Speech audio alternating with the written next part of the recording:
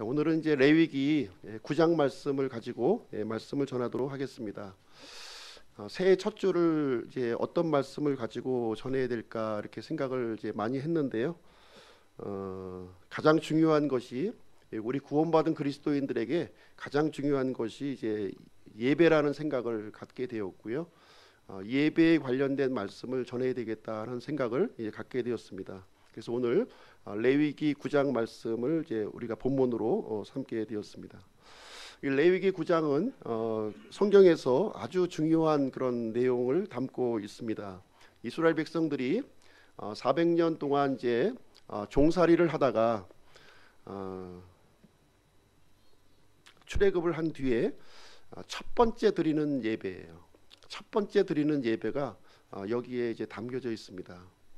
하나님이 어떠한 분인지도 몰랐고 하나님의 뜻이 어떤 것인지도 몰랐는데 이스라엘 백성들을 하나님께서 거둬주시고 이 예배를 이렇게 받아주시는 그 놀라운 장면이 오늘 이제 레위기 9장 말씀에 이렇게 기록이 되어 있습니다. 구약 시대에 하나님께서 어떤 예배를 요구하셨는가 하는 것들을 오늘 이제 본문 말씀을 통해서 함께 살펴보기를 원합니다. 또 오늘날 우리가 이렇게 드리는 이 예배와 한번 좀 비교해서 생각을 해보는 시간을 가졌으면 좋겠습니다. 구약 시대에 드렸던 예배를 잠깐 이제 설명을 드리면요, 하나님께 예배를 드리기 위해서는 양을 끌고 와야 되는 거예요. 양, 자기가 키웠던 양 중에서 가장 살이 토실토실하고 건강하고 흠이 없는 그 양을 한 마리 이제 끌고 와야 되는 겁니다. 지금 우리 양 끌고 오신 분 한 분도 안 계시죠? 구약 시대에는 양을 꼭 끌고 와야만 했습니다. 그 양을 끌고 어디로 가느냐? 성막으로 갔던 거예요. 성막. 지금 이제 모세 시대 당시에는 성막으로 이제 이 양을 끌고서 매하는 이 양을 끌고서 성막으로 이제 가게 되었습니다. 이제 이 양을 끌고 와서 이 양의 머리 위에 이 안수를 하는 거예요. 안수를 해서 이제 나의 죄를 이 짐승에게 전가시키는 이런 행위를 하게 됩니다. 그러면 이 짐승은 이제 희생 헌물이 되는 거예요. 내 대신 죽어야 될 희생 헌물이 이제 되어 주는 겁니다. 그러면 이 양을 어디로 데려가느냐? 양을 해체하는 장소로 갑니다. 해체하는 장소. 거기에 가서 양이 이제 발버둥 칠 거 아니에요. 그러니까 사람들이 이제 붙잡고 양의 목에다가 이제 칼을 이제 꽂는 거예요. 그러면 이제 그 양이 참 그 비명 소리를 내겠죠. 그리고 이제 이 양을 또 이렇게 그 같이 이렇게 키웠던 어린아이가 보았을 때는 어떤 마음이 들었을까요? 그냥 울음보가 팍 하고 터질 거예요. 그렇게 아꼈던 그 양이 한순간에 이 날카로운 칼에 찍혀가지고서 피가 이제 막 분수처럼 쏟아 오르는 거예요. 그런 일을 이제 진행을 하게 됩니다. 그 피를 이제 양푼에 이제 받아가지고 제사장에게 이렇게 양도를 합니다. 그 다음에 양의 가죽을 벗기는 거예요. 양의 가죽을 이제 다 벗겨가지고 양 가죽 벗기는 것도 쉽지가 않아요. 그리고 양의 배를 갈라가지고 내장을 다 끄집어내서 몸통을 이제 조각 이렇게 내게 됩니다. 그러면 이제 이 그 양을 데리고 온 사람의 이 몸이 어떻게 되겠어요? 완전히 그냥 피범벅이 되겠죠. 피와 땀으로 아마 범벅이 될 것입니다. 그럼 이 조각난 짐승을 이제 어디로 가져가냐면 제사장에게 갖다 주는 거예요. 그러면 제사장은 그 조각들을 가져다가 번제단, 이 불타고 있는 번제단에다가 태워서 버리는 일을 이제 진행하게 됩니다. 완전히 소각시켜 버려요. 내가 죽어야 되는 건데 내 대신 이 짐승이 대신해서 이 죽임을 당하는 모습을 눈으로 직접 이제 목격을 하게 됩니다. 이것이 바로 이제 구약 시대에 드리는 예배예요. 이렇게 드려야만 되는 거예요. 이 시간이 하루 종일 걸립니다. 하루 종일. 그렇지 않겠습니까? 하루 종일 걸리는 거예요. 참 우리가 구약 시대에 태어나지 않은 것을 감사하게 생각해야 됩니다. 하나님 만나려면 이렇게 만나야 되는 거예요. 우리 어떻게 만납니까? 말끔한 옷 입고 아주 그냥 우아하게 하나님 예배 드리고 있잖아요. 왜 이렇게 예배를 드립니까? 2000년 전에 우리를 위해서 죽임 당하신 그 예수 그리스도의 보혈만 들고 우리가 나오는 거예요. 우리 대신 예수 그리스도께서 피를 흘려 주셨기 때문에 그 우리를 위해서 이 피와 땀을 다 쏟아내 주신 그 보혈만 들고 우리가 이제 우리는 예배를 우아하게 지금 드리고 있는 것입니다. 오늘 이제 레위기 9장 말씀을 이제 함께 읽었는데요. 이 본문의 배경을 좀 잠깐 설명을 드리도록 하겠습니다. 먼저 이제 출애굽기 내용을 좀 알아야만 이 레위기 내용을 좀 우리가 좀 이해를 할 수가 있는데요. 이스라엘 백성들이 이집트에서 이렇게 탈출을 했습니다. 하나님의 권능과 모세의 인도를 통해서 이스라엘 백성들이 이제 탈출을 해서 어디까지 왔냐면 시내산까지 도착한 겁니다. 지금 이제 그 미디안 광야에 있는 그 시내산 거기에 이제 도착을 하게 되었어요. 이스라엘 백성들은 시내산에 도착을 해서 약 한 1년 정도 머물게 됩니다. 1년 정도 그 지역에서 이제 머물게 되면서 이 내용이 이제 성경에서 출애굽기 19장부터 레위기, 민수기 10장까지 이 내용이 이제 1년 동안 머무는 그 내용을 여기서 담고 있는 성경의 내용이 되겠습니다. 이스라엘 백성들은 시내산에 도착해서 이제 어떤 일을 하게 되냐면 도착하자마자 하나님과 언약을 맺는 장면이 이제 거기에 기록이 되어 있어요. 출애굽기 19장에 보시면 그 내용이 기록되어 있는데요. 한번 우리 출애굽기 19장 한번 가서 보시도록 하겠습니다. 출애굽기 19장 한번 가서 보시겠습니다.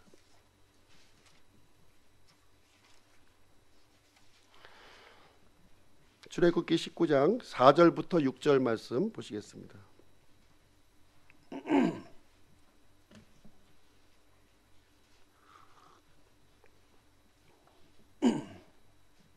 제가 읽어드리겠습니다.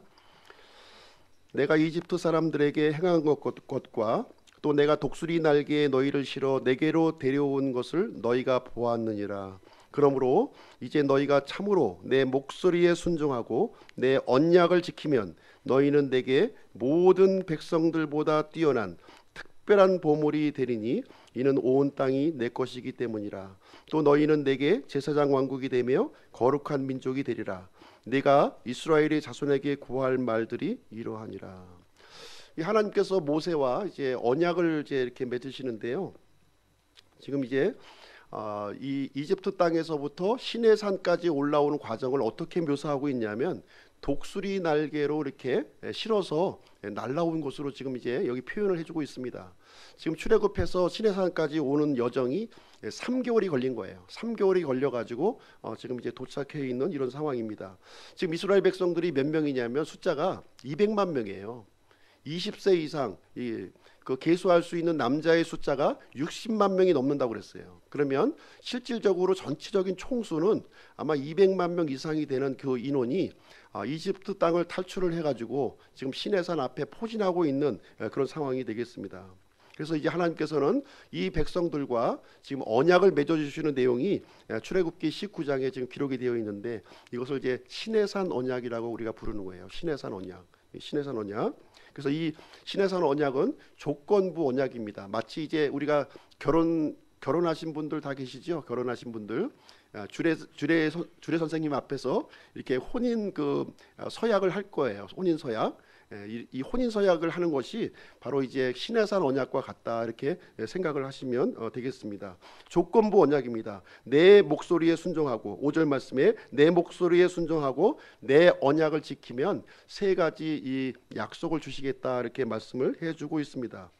모든 백성들보다 뛰어난 특별한 보물로 삼아 주시겠다는 거예요. 제사장 왕국으로 삼아주시고 거룩한 민족으로 삼아주시겠다 이렇게 약속을 해주셨는데 지금 특별한 보물이라는 표현을 사용을 하고 있습니다.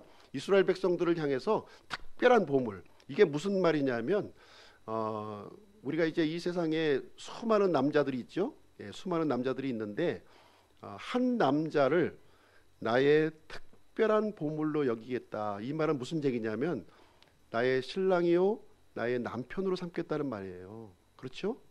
이 세상에 수많은 여자들이 있습니다. 그 중에 한 여자를 나의 특별한 보물로 삼겠다 하는 이 얘기는 무슨 얘기입니까?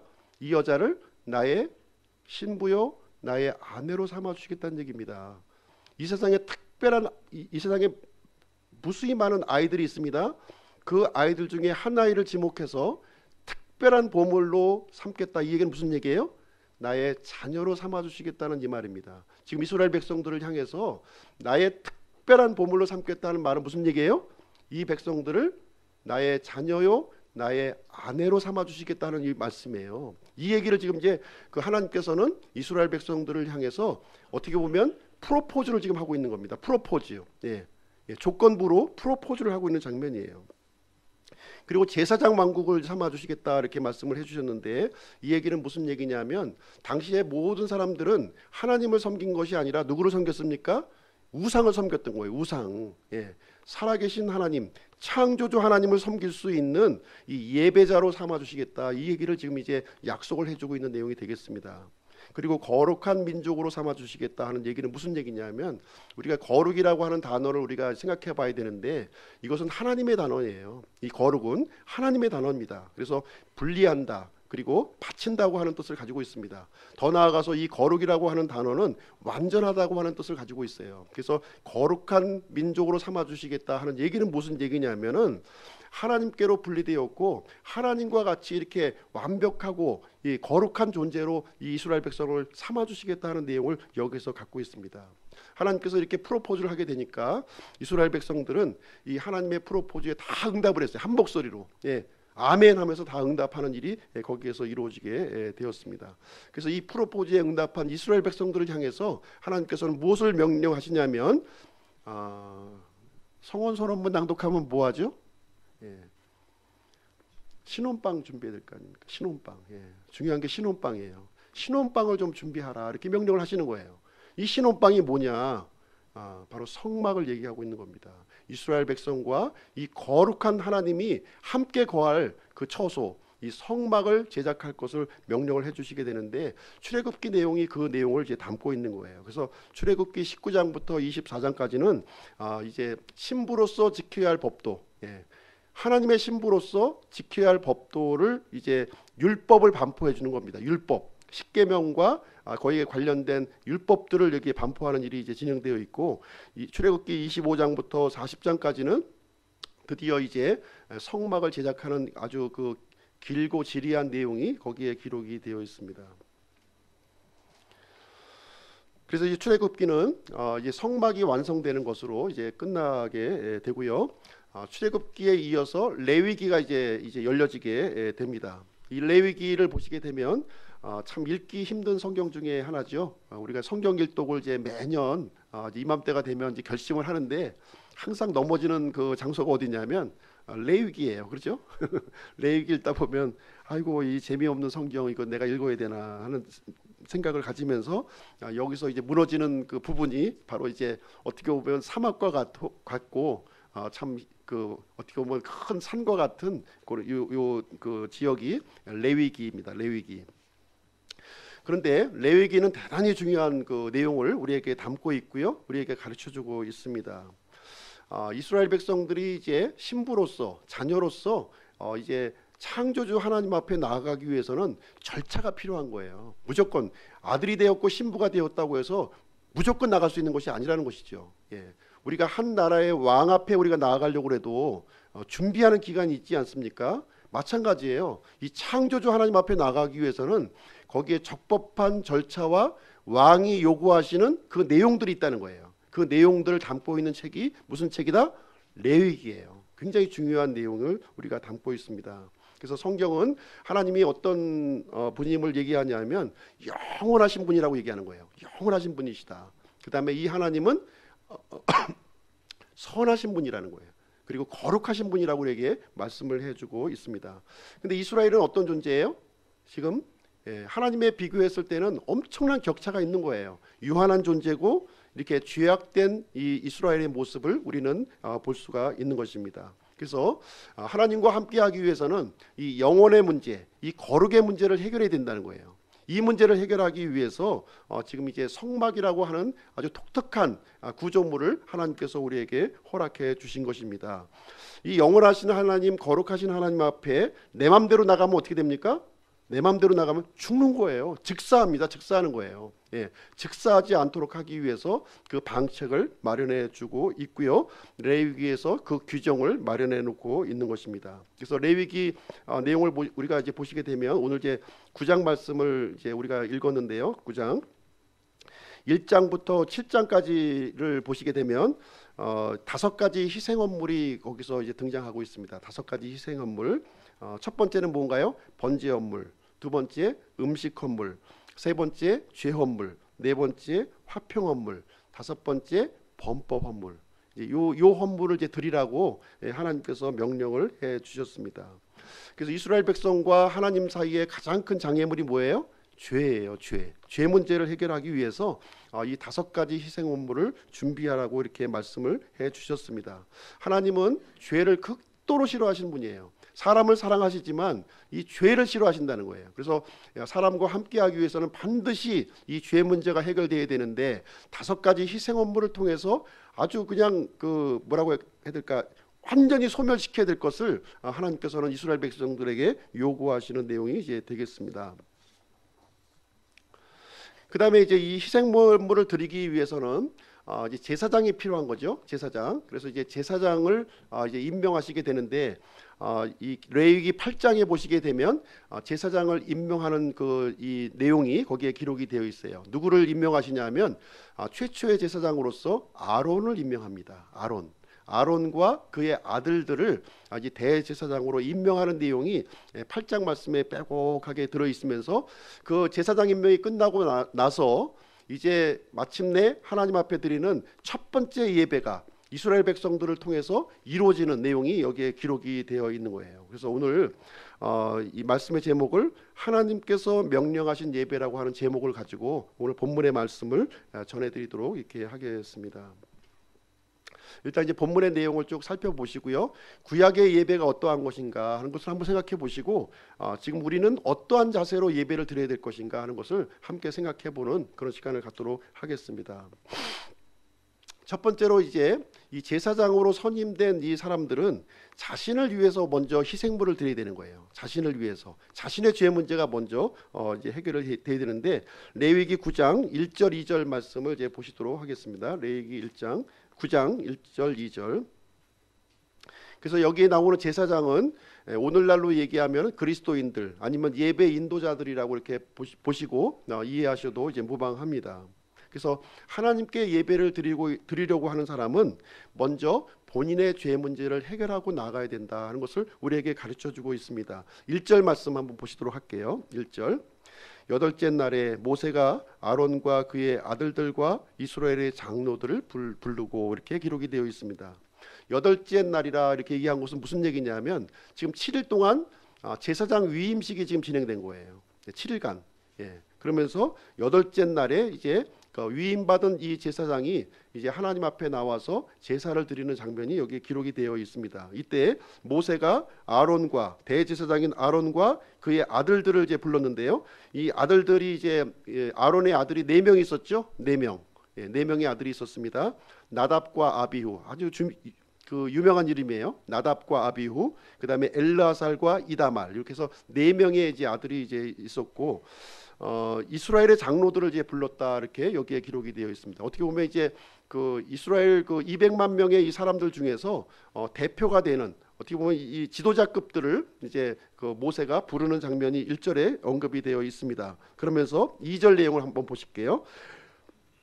아론에게 이르되 너는 흠없는 송아지를 죄 헌물로 취하고 흠없는 순양을 번제 헌물로 취하여 그것들을 주 앞에 드리며. 그래서 이 대제사장인 아론에게 하나님 앞에 희생 헌물을 드려야 할 것을 여기서 가르쳐주고 있습니다.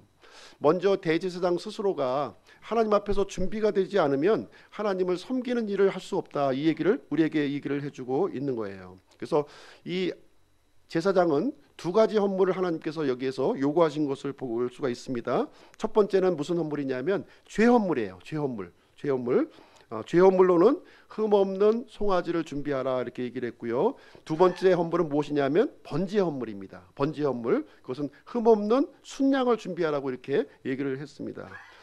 이 죄 헌물은 이제 어떤 헌물이냐면 내가 이렇게 살아가면서 이렇게 지은 이런 온갖 종류의 범죄 행위를 얘기하고 있는 거예요. 거짓말하고 다른 사람을 속이고 이게 훔치고 했었던, 미워하고 했었던 모든 죄에 대한 헌물을 이제 죄 헌물로 이렇게 드리게 되는 내용이 되어 있고요. 이 번제 헌물은 뭐냐면 이제 희생물을 완전히 태워버리는 겁니다. 완전히 태워버리는 거예요. 이것은 아주 먼지도 없이 다 태워버리는 일을 하는데, 이것은 하나님 앞에 내가 온전한 혼신을 드리겠다 하는 의미를 여기서 이제 가지고 있습니다. 그래서 우리가 이제 오늘날 우리가 예배를 드릴 때 이렇게 보면은 참 이런 마음을 가지고 우리가 예배를 나와야 된다는 거예요. 이런 마음을 우리가 주일날 우리가 예배를 드리지만 매번 드리지만 이 구약의 이 이스라엘 백성들이 드렸던 이런 마음을 가지고 우리가 드려야 되는 겁니다. 그래서 좀 일찍 나오실 필요가 있는 것이고요. 우리가 짐승을 들고 올 필요는 없지만 우리가 예수 그리스도의 보혈을 우리가 붙잡는 시간이라는 거예요. 그러면 조금 더 일찍 나오셔서 이 잘못된 자리, 내가 지금 그동안에 일주일간 살면서 이렇게 좀 부적합한 것들, 이런 것들 좀 회개하고 자복하는 그런 시간이 필요하다는 겁니다. 그 다음에 내가 하나님의 은혜를 받을 수 있는 이 그릇을 좀 준비하는 그런 시간을 우리가 간직을 할 필요가 있습니다. 이제 이 제사장 자신을 위한 이 헌물이 드려지고요. 그 다음에는 이제 백성들을 위한 헌물이 이제 드려지게 됩니다. 그 내용이 3절 4절에 기록이 되어 있는 거예요. 3절 4절 제가 한번 읽어드리겠습니다. 이스라엘 자손에게 말하여 이르기를 너희는 염소 새끼를 죄 헌물로 취하고 또 흠이 없고 일련된 송아지와 어린 양을 번제 헌물로 취하며 또 화평 헌물로 주 앞에 희생물로 드릴 숫소와 순양을 취하고 또 기름을 섞은 음식 헌물을 취하라 하라. 오늘 주께서 너희에게 나타나시리라. 야, 여기 순양, 숫소, 뭐 염소 새끼 이렇게 바친다고 하니까 그 아까운 걸 왜 바치나 이렇게 생각하면 안 되는 거예요. 이거는 나의 죄의 문제를 해결하기 위해서 이 짐승들이 피를 흘리고 죽어야만 된다는 거예요. 죽음을 하나님께서는 요구하고 계시다 하는 그런 엄중한 내용을 우리가 보아야 하겠습니다. 그래서 이 백성들을 위해서 네 가지 헌물이 지금 여기 드려집니다. 네 가지 헌물이 드려지게 되는데, 첫 번째는 죄 헌물, 그 다음에 번제 헌물, 그 다음에 음식 헌물, 그 다음에 화평 헌물이라고 하는 네 가지 헌물이 여기서 소개가 되고 있어요. 이 네 가지 헌물은 무엇을 의미하고 있느냐? 우리가 하나님 앞에 예배 드릴 때 예배 드리는 요소가 여기에 들어가 있는 거예요. 요소. 예배 드릴 때 어떤 요소가 지금 있어야 되느냐 하는 것을 알려주고 있는 건데요. 이 죄 헌물을 통해서는 깨끗함을 하나님께서는 요구하고 계신다. 깨끗한, 청결한 걸 원하신다는 거예요. 순수한 걸 원하시는 거예요. 그리고 번제 헌물을 통해서는 헌신을 요구하시는 거예요. 하나님은 우리가 하나님 앞에 우리 몸이 이 짐승이 태워진 것처럼 우리가 드려져야 될 것을 요구하고 있습니다. 그 다음에 음식 헌물이 이제 드려지고 있는데요. 이 음식 헌물을 통해서는 하나님 앞에 감사가 들어가는 거예요. 감사. 하나님께서 우리가 살아갈 수 있는 모든 좋은 것들을 많이 마련해 주셨잖아요. 먹을 것과 입을 것과 살 것과 온갖 종류의 것을 우리에게 주셨는데, 여기에 대한 감사하는 마음이 하나님 앞에 있어야 된다는 것입니다. 마지막으로 이제 화평 헌물이 여기에 이제 준비가 되는데, 이 화평 헌물은 하나님과의 화평과 또 사람과의 화평을 얘기해 주고 있는 거예요. 우리가 이제 예배를 드린다고 했을 때 하나님과의 관계만 우리가 생각할 수가 있는데, 여기서 중요한 것은 무엇이냐면 사람들과의 관계도 매우 중요하다는 거예요.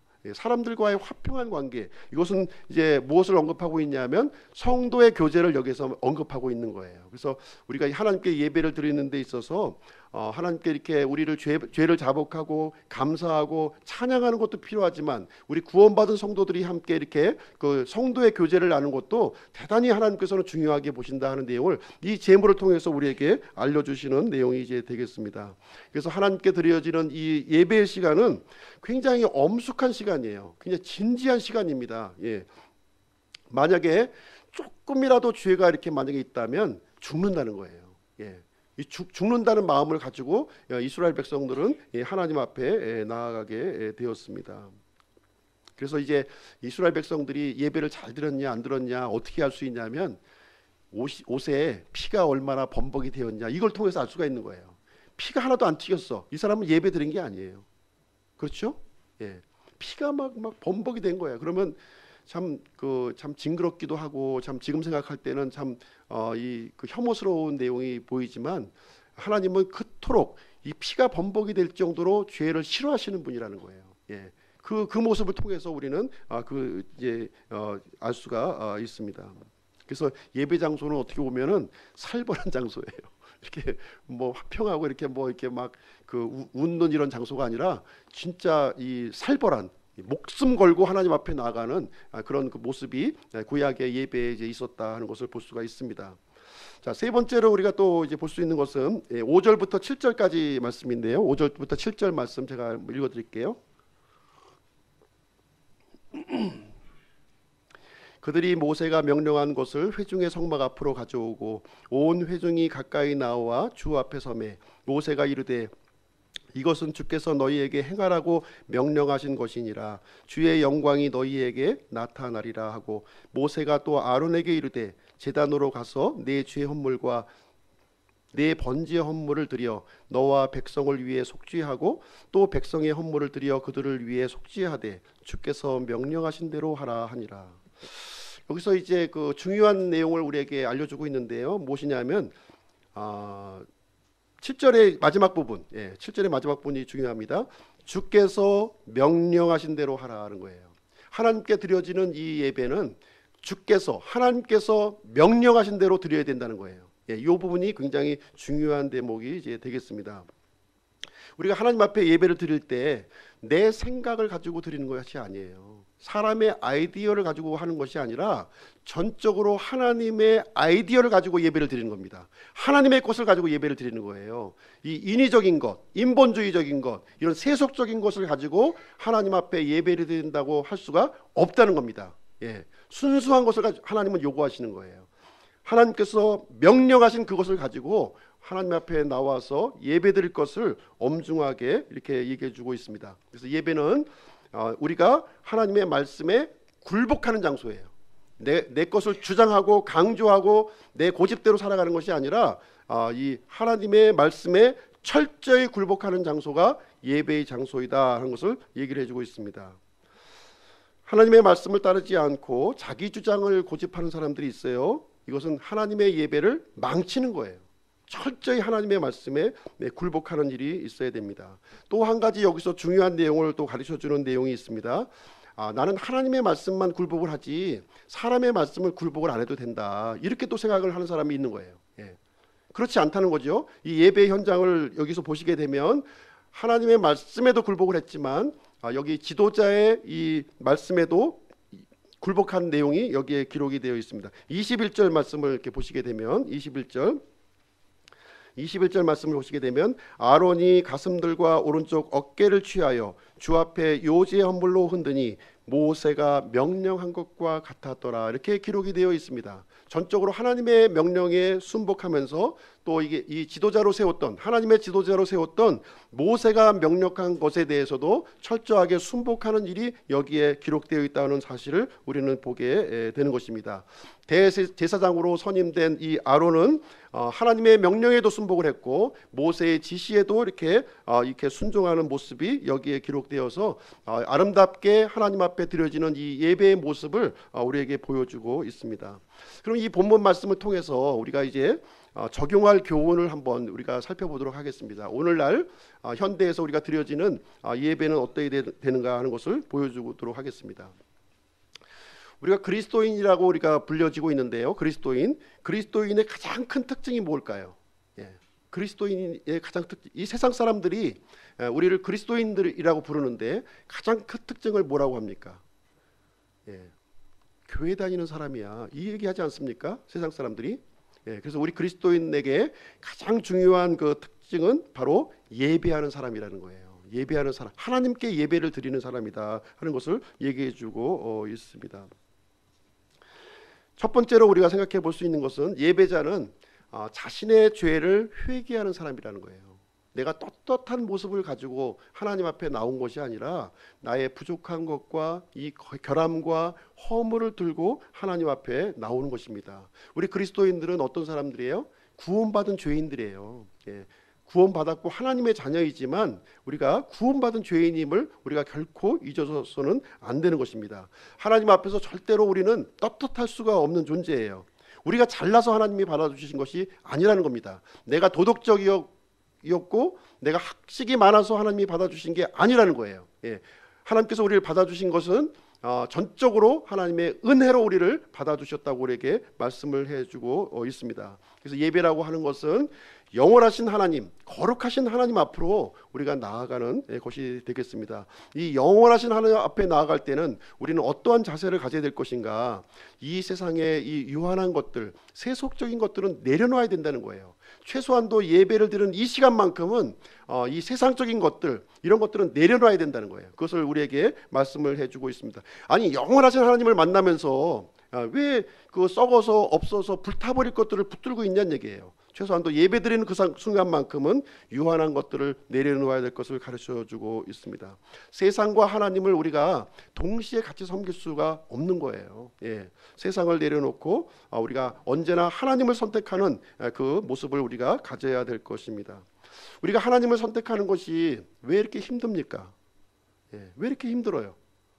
다른 이유 없어요. 세상에 대한 미련이 있기 때문에 그렇습니다. 그 미련이 내 마음속에 붙들고 있는 거예요. 그러니까 하나님을 선택하는 것이 논리적으로 믿음으로 맞지만 내가 현실적으로 이렇게 순종하지 못하는 이유가 거기에 있는 것입니다.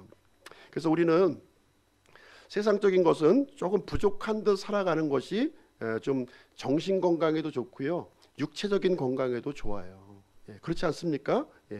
조금 더 가지려고 할 때 문제가 생긴다는 거예요. 조금 더, 조금 더. 이 마귀는 이 우리들에게 조급한 마음을 주는 거예요. 조금만 더, 조금만 더 하면 돼. 조금만 더 하는 그 마음을 우리에게 주면서 참 이 그 더 이상 돌아올 수 없는 그 길로 우리가 간다는 거예요. 우리가 주님 앞에 조금 살다 보면 좀 벗어날 수도 있어요. 이렇게 벗어날 수도 있습니다. 그러면 빨리 돌아와야 되는 거예요. 우리가 자동차를 운전하다가 도로를 이제 우리가 졸다가 벗어날 수가 있어요. 그럼 어떻게 됩니까? 빨리 돌이켜야 되는 거예요. 빨리 그 도로로 들어와야 되는 겁니다. 벗어났는데 계속 가고 있어요. 계속 가면 어떻게 돼요? 결국은 사고로 이어질 수밖에 없는 것입니다. 그래서 회개에는 유통기한이 있는 거예요. 회개에는 유통기한이 있습니다. 너무 멀리 가시면 안 돼요. 물론 우리가 잘못할 수도 있고 하나님 앞에 실수를 할 수도 있습니다. 그렇지만 너무 멀리 가시면 안 돼요. 너무 멀리 가시면 다시 돌아올 수가 없는 거예요. 그래서 시간이 항상 나를 기다려주지 않는다는 것을 우리가 아시고 우리가 때와 기한이 있음을 우리가 이제 기억할 필요가 있습니다. 하나님께서는 지금도 참된 예배자를 찾고 계세요. 참된 예배자를 우리에게 찾고 계십니다. 예수님께서 이 땅에 오셨을 때 요한복음 4장에 보시면은 수가성 여인 이야기가 나옵니다. 이 연약한 여인, 이 여인에게 이 예배에 대한 중요한 진리를 거기서 이제 알려주고 있습니다. 이 수가성 여인은 마음의 갈급함이 있었어요. 이 마음의 갈급함을 무엇으로 해소하려고 그랬습니까? 남편으로 해소를 하려고 그런 거예요. 그래서 5 남편을 두었고 지금 살고 있는 6 남편조차도 내 마음속에 깊은 내면의 이 문제를 해결해 주지 못했던 거예요. 그래서 예수님께서 그 일을 아시고 이 참된 예배를 이제 가르쳐 주게 됩니다. 그러니까 이 여인이 물어보기를, 그러면 하나님께 예배를 드려야 되는데 예루살렘에서 드려야 됩니까? 아니면 그리심 사면에서 드려야 됩니까? 이렇게 질문하는 장면이 거기에 나와요. 사마리아인들은 당시에 그리심산에서 하나님을 예배를 했고 유대인들은 이제 예루살렘에서 예배를 드렸던 거예요. 그래서 어디서 예배를 드려야 됩니까? 하고서 예수님에게 질문하는 장면이 나오게 되는데 그때 예수님께서 대답하시기를 장소에 상관이 없다. 예루살렘이 중요한 것이 아니고 그리심산이 중요한 것이 아니다. 어디든지 어디서든지 하나님을 예배할 때가 오는데 바로 지금이다, 이렇게 얘기를 해주십니다. 그래서 예수님이 오신 뒤로는 더 이상 예루살렘에 갈 필요도 없고요, 그리심산에 갈 필요가 없는 거예요. 특별한 장소에 갈 필요가 없습니다. 어디든지 이제 하나님 앞에 나아갈 수 있는 길이 열려지게 되었는데 영과 진리로 나아가는 자를 하나님께서 찾으신다고 이렇게 우리에게 말씀을 해 주셨습니다. 그래서 영과 진리로 나아가기만 하면 하나님은 그 예배를 받아주신다고 우리에게 말씀을 해 주셨습니다. 하나님의 임재가 있는 곳이라면 어디서든지 우리가 영과 진리로 나아갈 수가 있는 것입니다. 하나님의 영과 진리가 있는 곳이 어디예요? 우리 구원받은 성도들이 모여있는 장소예요. 이 장소에서 성령님께서 함께 하시는 것이고요, 진리의 말씀이 선포가 되는 것입니다. 그래서 이 예수 그리스도의 몸된 교회에 이렇게 함께하고 함께 모여서 예배하는 것이 이게 마땅한 일임을 우리에게 가르쳐주고 있는 것입니다. 그래서 예배는 하나님께 가장 높은 가치를 올려드리는 거예요. 내가 갖고 있는 것 중에 일부를 드리는 것이 아니라 나의 전부를 드리는 것이 바로 예배라고 우리에게 말씀을 해주고 있습니다. 그래서 예배를 드릴 때에는 우리가 하나님의 말씀을 경청해야 돼요. 그 말씀이 무슨 뜻인가, 이것을 잘 경청하는 일이 있어야 됩니다.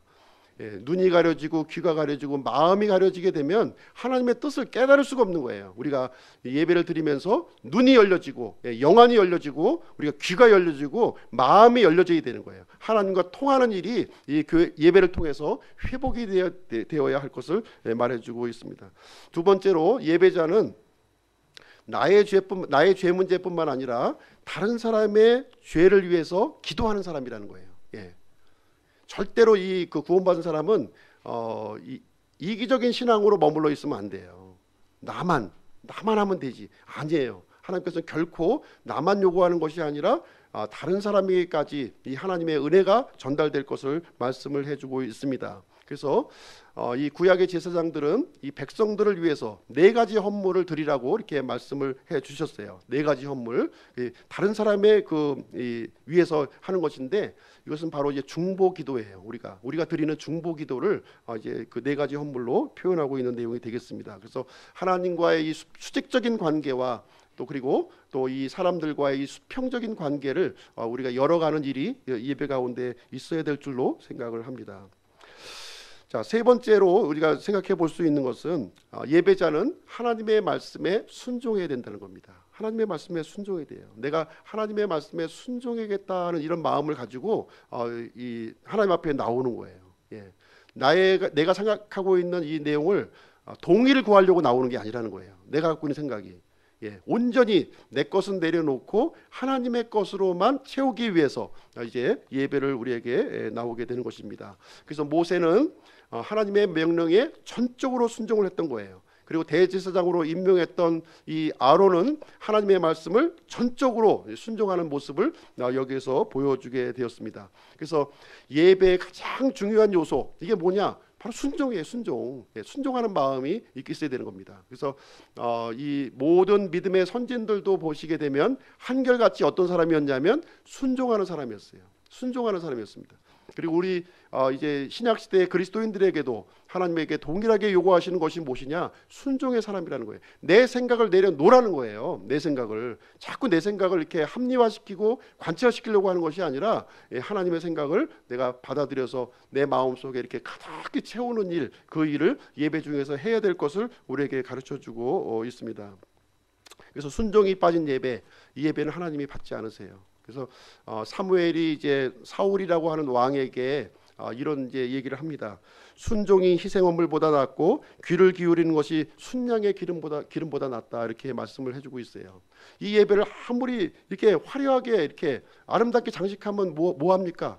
그 안에 순종이 없으면 아무 소용이 없다는 거예요. 순종. 그래서 오늘 2020년 이 새해에는 하나님 앞에 내가 순종해야겠다 하는 결단이 우리 가운데 있기를 간절히 원합니다. 그래서 우리 예배와 우리의 삶이 일치가 돼야 되는 거예요. 일치. 이게 이원론적으로 가면 안 돼요. 삶 따로 예배 따로, 이렇게 예배 드릴 때는 그리스도인인데 또 예배 드리고 또 집에 가서는 또 이렇게 일반 사람으로 사는 것은 안 된다는 거예요. 동일한 모습으로, 변함없는 모습으로 이렇게 살아가야 되는 것입니다. 만약에 이중적인 모습으로 살아간다면 예수님께서 말씀하시기를 이 바리새인의 예배라는 거예요. 바리새인. 당시 바리새인들 우리 욕을 많이 하는데요, 굉장히 존경받을 만한 사람들이에요. 진짜 하나님의 율법을 지키려고 진짜 목숨 걸었던 사람들이 바리새인들입니다. 우리가 바리새인들의 그 믿음을 따라갈 수가 없어요. 근데 바리새인들의 그 문제점이 뭐였냐? 그 많은 학식과 그 종교적인 열심에도 불구하고 삶과 예배가 다른 모습을 보여주었다 하는 것이, 그것이 이제 치명적인 문제점이 이제 되는 것입니다. 그래서 하나님께서는 그런 예배는 집어치워라고 말씀하시는 거예요. 집어치워라. 그래서 이 예배를 드리는 목적은 내가 예배의 이 삶과 이 삶이 이게 넘쳐 흘러서 내 이 삶에게까지 이렇게 영향이 이렇게 미쳐지기를 하나님께서 우리에게 원하고 있습니다. 결론을 내리도록 하겠습니다. 진주 얘기를 잠깐 좀 드리도록 하겠습니다. 진주. 오랜 시간 동안 사람들은 진주 좋아하시죠? 진주. 진주 싫어하시는 분 있나요? 오늘날에는 뭐 진주 목걸이 하시는 분들이 많지 않은데 예전에는 이제 진주 목걸이를 많이 했어요. 왜냐하면은 진주가 이게 아름다움과 부의 상징이었다는 거예요. 그래서 진주 목걸이를 막 주렁주렁했던 그 시대가 있었는데요. 그래서 이제 많은 사람들이 이제 진주를 구하기 위해서 돈이 되니까 진주를 많이 구하러 이제 다녔습니다. 근데 이제 어느 날 이 진주가 굉장히 흔한 진주가 돼 버렸어요. 예전에 아주 굉장히 귀했는데 어느 순간인가 이제 이 장터에 나가면 모든 게 다 진주로 이렇게 뒤덮여 있는 모습을 이제 보게 되었습니다. 그 이유는 뭐냐면 사람들이 진주의 원리를 발견한 거예요. 진주가 생기는 원리를 발견했어요. 그래서 이제 진주가 이제 이물질이 이렇게 들어가게 되면 이것이 이제 막 거품을 이렇게 막 내는 거죠. 그래서 거품이 이제 응축이 되면 이제 진주가 된다고 하는 사실을 이제 사람이 발견을 한 거예요. 그래서 이 천연 진주 구하기가 너무 힘드니까 그래서 인공 진주를 좀 만들어야 되겠다 해서 인공 진주를 만드는 거예요. 어떻게 만들었냐면은 이 조개 안에다가 그 납조각, 유리 조각을 집어넣은 거예요. 그러니까 이 진주가 괴로워가지고 막 거품을 그 천연 조개보다 더 많이 내는 거예요. 모래가 들어온 거는 뭐 비교도 아니에요. 그러니까 유리 조각 얼마나 날카롭습니까? 또 납조각, 이 중금속을 갖다 집어넣으니까 막 그냥 그 거품을 막 내가지고 빠른 시간에 진주를 만들어내는 일이 생겨나게 된 겁니다. 그래서 이제 많은 진주가 이렇게 생산이 되었고요. 이게 막 진주를 보니까 그 인공이 아니라 이게 다 진짜 진주인 거예요. 사람들이 보니까 구별이 안 되는 거예요. 구별이. 근데 이제 나중에 진짜 진주와 이제 천연 진주와 이 인공 진주의 분별법을 사람들이 알아내게 된 거예요. 그 어떻게 알아내게 됐냐면 엑스레이를 딱 비춰보니까 엑스레이를 비춰보니까 인공 진주에는 유리 조각과 납조각이 들어있다는 거예요.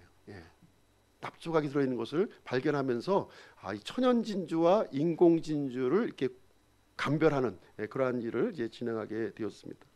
그래서 엑스레이, 사람의 눈으로는 알 수가 없지만 엑스레이를 통해서 보니까 진짜와 가짜가 이렇게 탁 드러나는 일이 이제 생겨나게 되었는데 하나님께서도 마찬가지로 참된 예배자를 찾으시는데요. 참된 예배자를 하나님께서는 구별하신다는 거예요. 하나님은 엑스레이보다도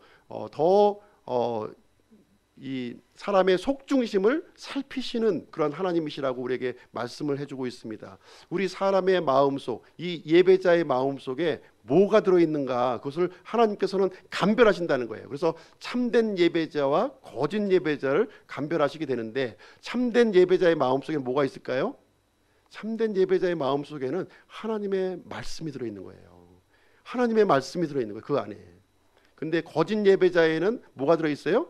하나님의 말씀이 들어있는 것이 아니라 탐욕과 세속적인 것이 그 안에 들어있다는 겁니다. 그래서 하나님께서는 그것을 보시고서 이제 감별을 하시게 된다는 것입니다. 그래서 참된 예배자라고 하는 것은 이 진리의 말씀, 하나님의 말씀에 반응하는 사람이라는 거예요. 하나님의 말씀. 거짓 예배자는 하나님의 말씀에 반응하는 것이 아니라 하나님의 말씀을 이용하는 거죠. 그렇죠? 이용해서 자신의 그 실리와 이득을 취득하게 되는 것입니다. 이런 거짓 예배자는 하나님께서 어떻게 해요? 거부하신다는 거예요. 받으시지 않는다는 것을 우리에게 말씀을 해주고 있습니다. 그래서 오늘날 많은 교회들이 있고요. 이 시간에도 많은 교회에서 지금 예배를 드리고 있지만 아무리 멋진 설교를 해도 아무리 멋진 노래와 이 파이프 오르간으로 악기를 동원해도 아무리 멋진 그 인테리어로 장식을 해도 만약에 그 속에 진리가 빠져 있다면, 진리가 하나님의 말씀을 존중하는 그 마음이 빠져 있다면 그것은 거짓 예배임을 하나님께서는 말씀을 하시고 있고요. 거부하시는 예배라고 얘기를 해주고 있는 거예요. 그래서 우리 기쁨 침례교회에서 드리는 이 예배는 우리가 적은 인원이 모여 있지만 참으로 하나님의 말씀에 반응하고 진리를 붙드는 그런 예배가 되기를 간절히 바라는 것입니다. 그래서 우리는 말씀을 청종하는 예배가 되기를 원하고요. 진리를 추구하는 예배가 되기를 원하고 하나님께서 받으시는 그 예배가 되기를 간절히 원합니다. 영과 진리로 드려지는 예배가 되기를 간절히 원합니다. 그래서 2020년 올 한 해를 이제 맞이하게 되면서 한번 이 시간에 참된 예배자가 되어야 되겠다. 이 구약에 이 드렸던 이 구약 성도들이 드렸던 이 예배를 또 우리가 생각해 보면서 오늘날 우리 그 신약 성도들이 어떤 예배와 어떤 자세로 드려야 될 것인가를 우리가 생각해 보면서 참된 예배자로 하나님 앞에 드려야겠다는 그런 결심을 한번 해보는 그런 시간을 가졌으면 좋겠습니다. 그래서 우리 기쁨 찐내교회가 제사장 왕국이요 거룩한 민족으로 이렇게 드러나는 그런 이 그 아름다운 공동체가 되기를 주님의 이름으로 축원드립니다. 기도하고 마치도록 하겠습니다.